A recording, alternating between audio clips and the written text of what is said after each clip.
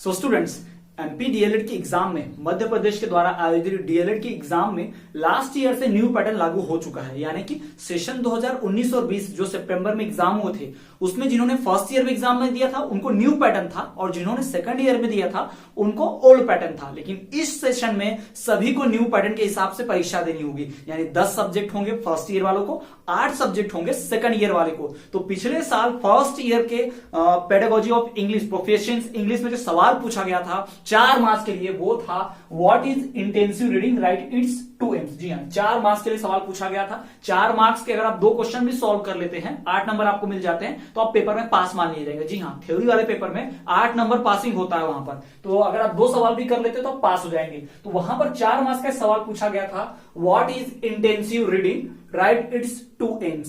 यानी कि intensive reading क्या होती है और इसके 2 एम यानी कि 2 इसके ऑब्जेक्टिव यानी कि इसके 2 मेन मुख्य काम क्या है वो पूछा गया था, 2 लक्ष्य क्या है।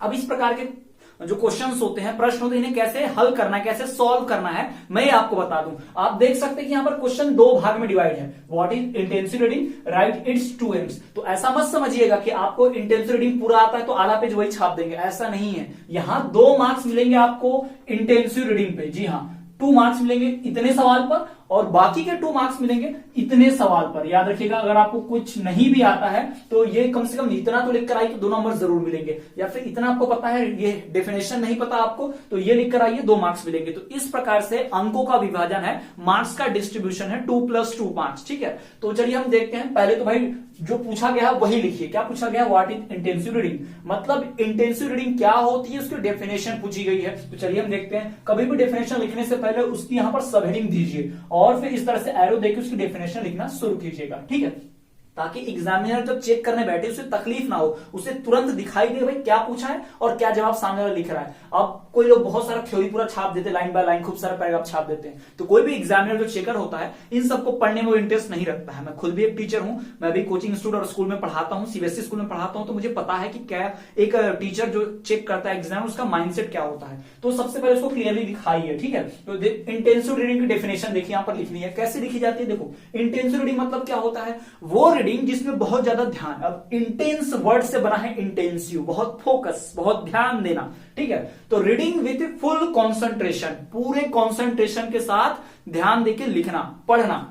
Reading with full concentration and focus is known as the intensive reading. ये हो गई इंटेंसिव रीडिंग की डेफिनेशन। ठीक, reading with full concentration and focus is known as the intensive reading. अब सिर्फ इतना पढ़ने से मार्क्स तो नहीं मिल जाएगा ना, तो इसमें कुछ और भी ऐड करना पड़ेगा। तो क्या ऐड करेंगे, इट इंक्लूड्स, इसमें क्या क्या होता है, it includes focus on grammar, काय पे ध्यान देना है, ग्रामर पे ध्यान देना है, व्याकरण पे, पर्पस ऑफ ऑथर एक्सेट्रा, और ऑथर यानी कि लिखने वाले जो लेखक है उन्होंने किस मकसद से लिखा है उस पर भी ध्यान देना।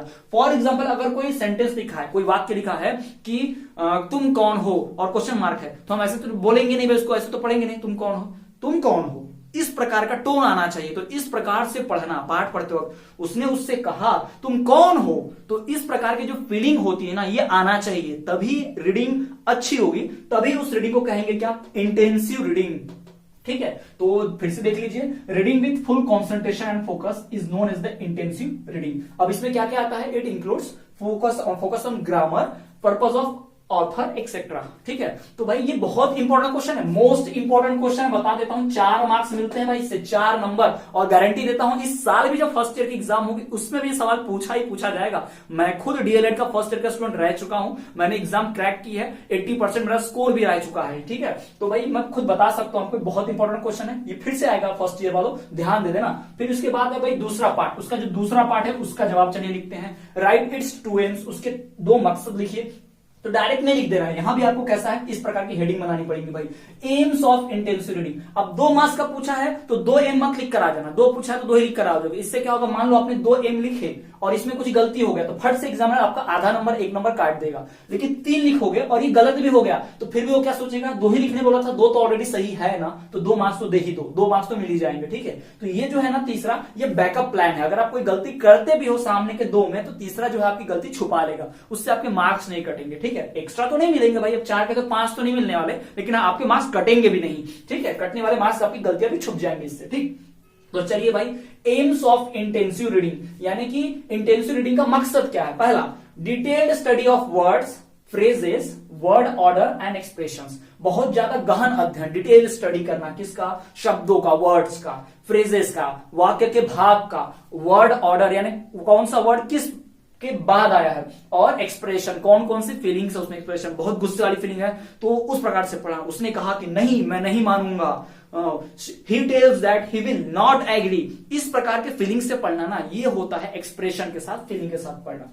दूसरा aim, to enable student it's aim, purpose and feelings. बच्चों को क्या समझाना, स्टूडेंट्स को क्या समझना चाहिए। जैसा कि आप जानते हैं, आप सब टीचर, हम सब टीचर की तैयारी कर रहे हैं, तो भाई टू इनेबल स्टूडेंट, स्टूडेंट को क्या समझना चाहिए, वो सब्जेक्ट का मतलब, उसका एम, उसका मकसद, क्यों पढ़ा रहे उसको पोयम, क्यों पढ़ा रहे उसको पाठ, पर्पस मकसद, और फीलिंग्स, और उसके अंदर कौन सी फीलिंग्स निहित है ये। और मैं आपसे बता दूं कि जब भी आप कुछ ऐसा पढ़ो, आप ऐसा कुछ लिखो, तो जो इंपॉर्टेंट हो, फुल कॉन्सेंट्रेशन एंड फोकस, उसको आप चाहो तो अंडरलाइन भी कर सकते हो पेंसिल से, तो ये एग्जामिनर का ध्यान इस पर जाएगा और अच्छे मार्क्स देगा वो, ठीक है। उसे पता चलेगा कि लिखने वाला जो बंदा है, या जो भी स्टूडेंट दिख रहा है, बहुत होशियार, अच्छा पढ़ाई किया, उसने डिटेल स्टडी किया है ना, उसके प्रति ये फीलिंग आएगी आपके मन में, तो अच्छे मार्क्स देगा। To enable student it's aim, purpose and feeling. तीसरा, understand story and make predictions. अगर आप अच्छे से पढ़ेंगे, बहुत ध्यान से पढ़ेंगे, तो कहानी में आगे क्या होगा ये आप समझ जाएंगे, आप इसकी प्रेडिक्शन, भविष्यवाणी कर पाएंगे, है ना, और समझ भी पाएंगे कि कहानी किस बारे में। अगर आप ऊपर से पढ़ोगे ऐसे ऐसे, क्लास में जब कोई टीचर डिक्टेट करता है